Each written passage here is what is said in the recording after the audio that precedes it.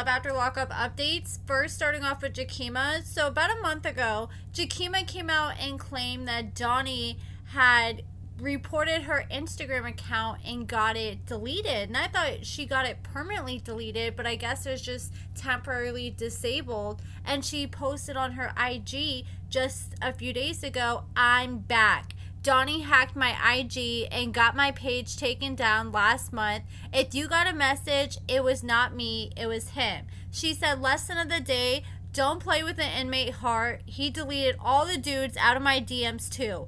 My messages start at year 2019. I'm scared. He got mad skills. He got it. He won. I thought we were single. My bad, big dog.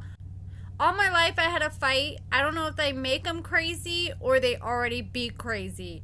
I think that Jakima just has a thing for the crazy ones. And we have been covering Kaylee's weight loss journey. She's been doing a fantastic job. She looks great. And I've been sharing some of her progress, and there's always a few comments of people saying, "Oh, she's taking the shot. It's Ozempic." Well, she cleared it up and she said she's not taking any kind of weight loss shot. She said 7 months, I'm 50 pounds down.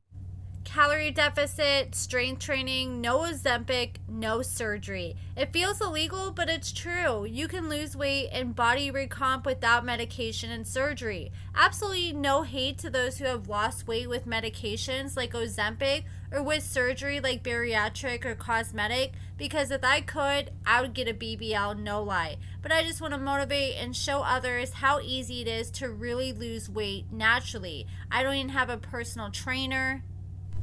She said she has done this with all her own knowledge, TikTok, and the Letter app, and she's fallen in love with herself and the gym again, and she says it's going to take another 2 to 4 years for her to achieve her full goals. But I mean, just look at all the progress she's made in this little time so far. And the other day we talked about how Kimberly's husband, Joey, was recently arrested for felony breaking and entering and felony larceny. I did learn that the breaking and entering charge was because he was breaking into a vehicle.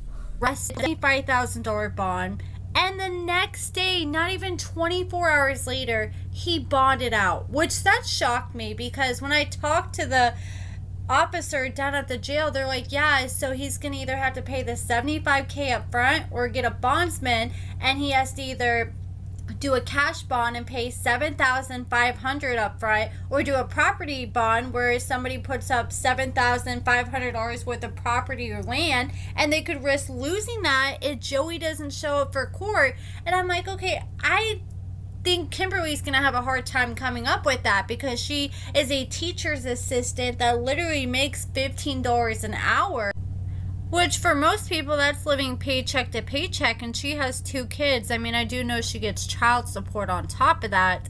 And she ended up going on TikTok and she made a video and she said, "Y'all really didn't think I was gonna leave him in there, did ya?" Then she had the audacity to call her and Joey a true power couple. And she posted this picture with Joey after he was released from jail. She posted this picture posing with Joey in front of the jail after she bonded him out. And I hope she didn't go to her dad and borrow more money from him to bond Joey out.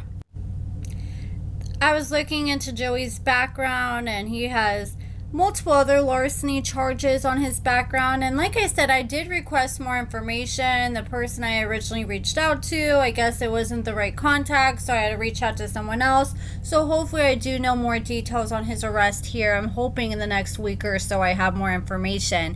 Now I want to just share a quick update with Alexis and Julius. She shared this picture saying, "Knowing I gave my child a healthy 2-parent household." I mean, the child's also going to have to go back and watch the show where he tells you to pick up more hours when she asks for more help so he can help support the baby. I mean, I do want to have hope that he had this child and that was his wake-up call and he decided to finally start being more responsible. But I think only time will tell. And I saw this vlog of them the other day, and this tattoo on the side of his face, did he have this tattoo on the show? Like, I don't remember all these extra tattoos that he had, like this R and that snake on the side of his face. I know prison tattoos are not exactly the best, but damn, some of his prison tattoos look rough. Like he needs to get them fixed or covered up. I didn't realize how bad some of them looked until you see them up close. And Tenny and Rob, they're going to be doing their gender reveal here in about a week. They said we're only 4 months in, and our sweet baby has already been gifted a bassinet, swing, walker, bouncer, car seat, stroller, high chair, diapers, wipes, binkies, bottles, pretty much the whole nine. So they're pretty much fully prepared for this baby at this point. And Daniel spoke out, and he was in my Facebook comments after I posted that body cam footage of him and Bianca about 3 weeks ago, and he's like, "This is not me." Some people took it serious. I could tell that Daniel was just trolling. And then he finally responded and he said, "I had called the police on my ex. She had sent me pictures of my belongings, trashed and thrown around our old apartment. I heard too many stories of domestic disputes escalating over yelling and arguing, leading to someone being thrown in jail. Being on parole and knowing Bianca's temperament, I was afraid what could happen to me. I called the police to help mediate the situation, and thankfully neither Bianca nor I had to suffer the outcome." And I don't think there's anything wrong with what he did, calling the police whatsoever. It's just what he did that caused the whole breakup, talking to other women. And I was just thrown off by his whole roommate comment when he was trying to act like him and Bianca were just roommates to the police. For like the past 2 or 3 months now, Daniel has been in this re-entry center, which is like between a prison and like a halfway house, where he was like restricted and he had to stay in this building and he could only have his phone 1 day a week. Well, he posted on his Facebook that he's currently accepting new clients for personal training, and someone was like, "I thought you were in prison," and he's like, "No, I was in the re-entry center," and he said was. So it sounds like he's finally out now that he's offering personal training. I'm assuming that he's a free man again, so hopefully he's able to stay out of trouble. Now I want to talk about Latisha. So we spoke quite a bit about Colleen and Latisha. Colleen paid $11,000 to Latisha for accounting services for her business that she never received, and now she's handling that in court. And Colleen posted a court update. So she said, so Latisha got another continuance today, but this time they made it where she has to have a court-appointed attorney because she keeps trying to play the system. July 25th at 1 p.m., hopefully her games will come to an end at that point. It sounds like she's just trying to do the runaround, and she's just trying to waste as much time, money, and resources as possible. And I think she keeps trying to act like, "Oh, I'm going to get an attorney. I'm going to get an attorney." So they keep giving her another continuance, and then she never follows through and keeps saying she needs more time. And this is a tactic she has used in so many other past cases. And you know what I find is hilarious about all this? Remember when we cover the news footage that was on the local news when the news exposed her for what she did to Colleen? Well, she came out and she's like, "I'm going to sue the news station. The news station ran this and I warned them not to."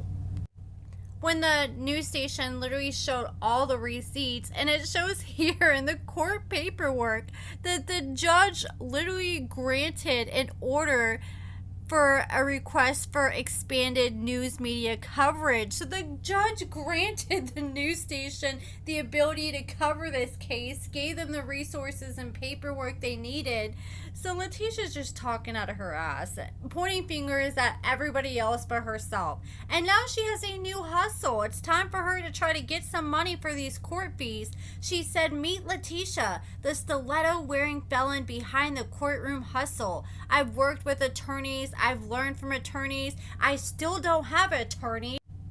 And I've had to stand up for myself when no one else could, because sometimes life leaves you no choice but to fight for what's yours. or for what you've stolen from other people. I've been sued, evicted, and convicted. I've been humiliated, locked in holding cells, done time in county, battled through probation, stayed in halfway houses, and I've even walked out of prison stronger than I went in. But I'm still here, stronger, smarter, and sharper than ever. I'm not hiding from my past. I'm the stiletto-wearing felon who owns it. And I'm here to help you fight back with the same grit and hustle that got me through. As I prepare to enter law school, I'm standing tall as a fierce paralegal, using my real-life experience and legal knowledge to empower others. And she made sure she threw in the little disclaimer in the comments and said, disclaimer, I'm not an attorney yet. I'm a paralegal, and everything I do is within the legal boundaries of a paralegal. I can assist and guide you to a certain extent, but I don't give legal advice or represent clients in court. Once I'm licensed, I'll be able to fully represent. Need help with forms, filings, or legal prep? I've got you. This reminds me of the paralegal that she tried to hire on the show. The guy who claimed he was going to go through all her documents with a fine-tooth comb or whatever the hell it was. That's what I think of when she tries to act like she's a paralegal. This is my opinion, and this is just my opinion. I have a feeling it's going to be a lot of not trying to help innocent people find justice. I feel like it's going to be a lot of helping criminals become better criminals. I mean, I will give it to her. She's managed to find ways to find loopholes and game the system in the past. But just look at her past charges. I mean, she has been evicted and she's tried to use bankruptcy fraud as a way to try to get out of evictions. And her last eviction was even stopped by the judge because she tried to use that same tactic. And she admitted in an interview that she had used that tactic before, and the courts found out about it and it all caught up to her. So I don't know if she's the person to be out here giving anybody advice. I just think that she's trying to take advantage of vulnerable people out here who are desperate and don't have enough money for a lawyer, so they're gonna go find the next best thing that they can find. And that's how she got royally screwed over in the past when she tried to hire that alleged paralegal for Keith, because they couldn't go out and afford a full-on lawyer, but they could afford a $17,000 engagement ring. Talk about priorities. But that's pretty much it, guys. Let me know what you guys think about everything, and we'll have 8 more. Everything in the comments below, and thank you guys so much for watching.